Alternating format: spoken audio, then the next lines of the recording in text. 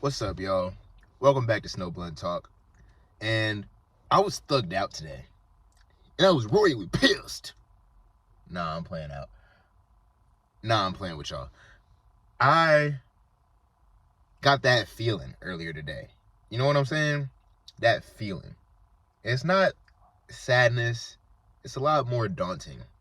It's not, I guess you could say it's like remnants of depression or whatever. Basically, I feel like this feeling is what really like motivates people's vices and addictions, and it depends on how dramatic that feeling is for you, because it's one of the most ambiguous feelings we have in life. And I know what you're saying, Kyle.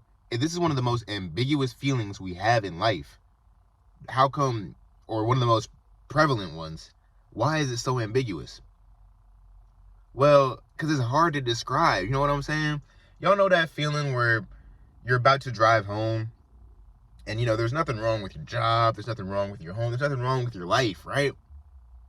But you just really, really, really don't want to drive home.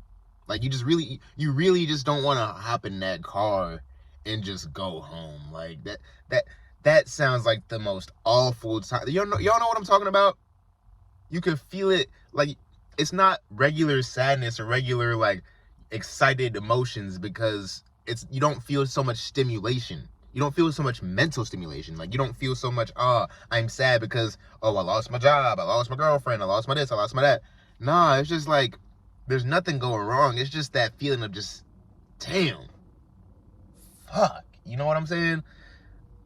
And it's usually a feeling that you get when you're alone. It's always when you're alone, right? And a lot of people, this is the time period where they get this feeling, they go and call somebody. They try to go over somebody's house. They go to the bar. They go to the dispensary. They go smoke a cigarette. Anything to just take you away from yourself, right? And that's what I'm starting to feel like motivates most vice and most addictive personalities, right?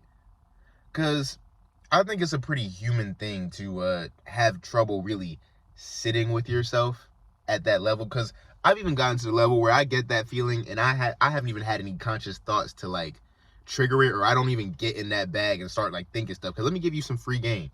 When you start to feel energetically wise kind of fucked up and you start trying to think about reasons, you end up giving yourself reasons why you feel fucked up. And that just makes you ruminate on these things that probably weren't really big problems before, things you're really stressed over, and now you trying to justify why you feel like that. You're trying to resolve that cognitive dissonance. A lot of what we do resolves around resolving cognitive dissonance. So you either try and find a reason and get actually sad because now you done came up with a reason for why you feel a certain type of way, or you just find anything to not make you feel that way. Think about it like this. Babies don't have jobs, relationships, cars. They don't own things, but out of nowhere, they could be full, they could be this, they could be that. Sometimes they'll just feel fucked up, and what do they need? A pacifier. As adults, we all have pacifiers, whether it's the drink, whether it's the smoke, whether it's cake. For a lot of people, it's sugar and like food. A lot of folks will be like, oh, yeah, I don't go to the bars and go out and club. But you're avoiding the same feeling by, I don't know, binging on Netflix all the time or indulging in too much junk food secretly. Like, everybody has their vice. Everybody has their vice. And I feel like it's to resolve this feeling that we all feel and don't have a name for. And I actually did a take of this video before. My phone storage filled up. But what I was talking about was how, damn, what was I talking about? Don't y'all hate when you were talking about something and then you just forget what you're like? It's like as soon as you were about to talk about what you were going to talk about, you're like, okay, guys, so I was talking about, and then it just started evaporating on you. You know what? Yeah, that's what, that reminded me. That whole pattern of life where as soon as you need something, you don't have it. Yeah, that's what I was talking about. I was talking about this feeling, this kind of inkling we all have that nothing really matters when you get down to it. Think about that shit, bro. Think about how nothing, like, of course, everyone's going to try to negate you when you say this and be like, no, it all matters. We all matter. Because, like, most people can't sit with that thought without really training their mind, really getting into meditative spaces regularly. Because when you meditate, you reach that same awareness. It's just there's no dissonance because you see all this stuff around you, all the stuff you have to do. But when you have that inner awareness that like none of this shit is real and it don't really matter, of course you're gonna feel kind of fucked up. But when you meditate, you don't even have thoughts to go along with the awareness. It's just the awareness, and the awareness is pretty much nothing. You're like, that's why people find meditating so soothing, because I feel like in this life we manifested from that awareness to just kind of like get back to that space by experiencing all these stimulating things, by experiencing all these colors, all these other fellow people, all this land. We came from love to find love in our surroundings, right?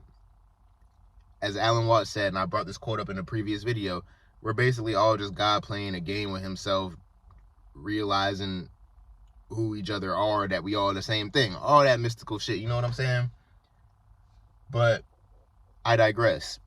We all feel this way deep down, like nothing really matters, and you just gonna get up, do the same things you do every day. You're gonna invest your time in a show, or you're gonna grab everything. It's all transient. All the people everything is gonna pass away.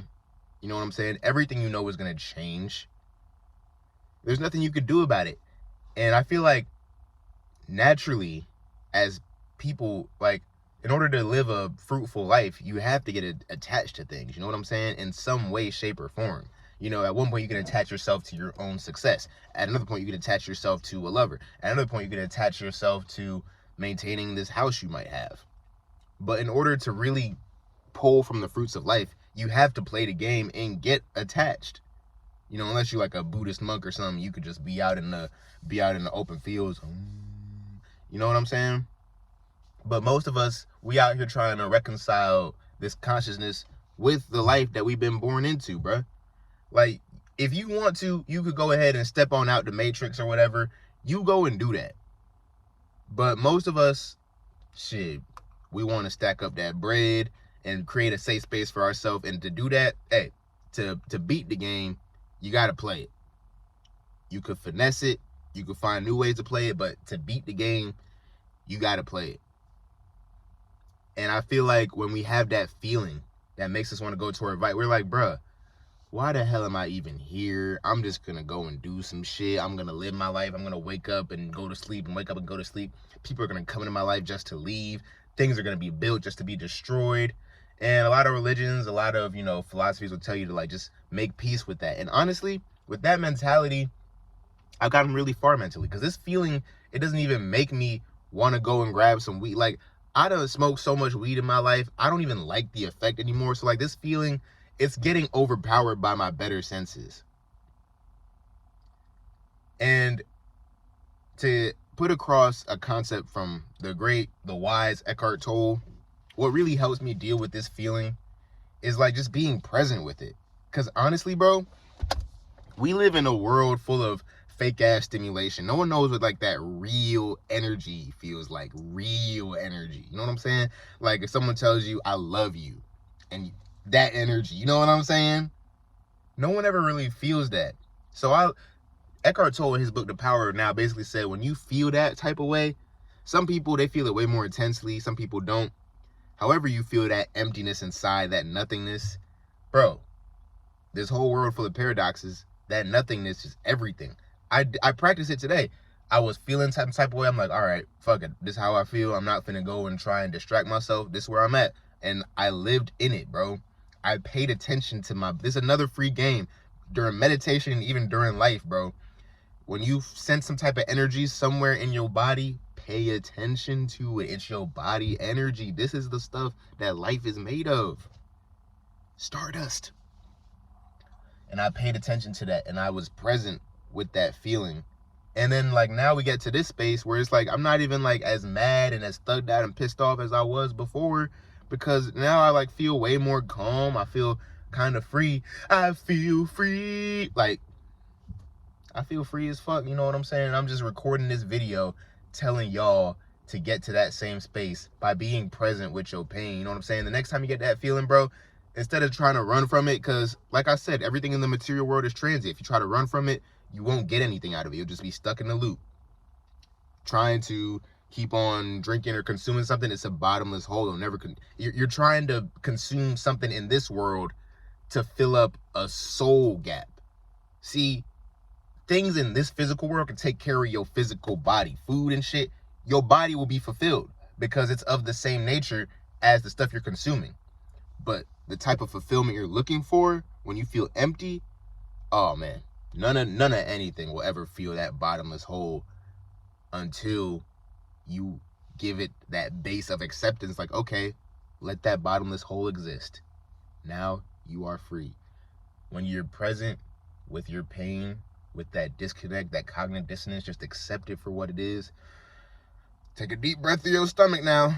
Breathe out, and all of a sudden you start realizing, hey, I'm kind of like tapped into my surroundings now. I'm kind of like feeling things now. Yeah. See, it's funny. As soon as you think you're the farthest from the divine, from peace, that's when you're the closest.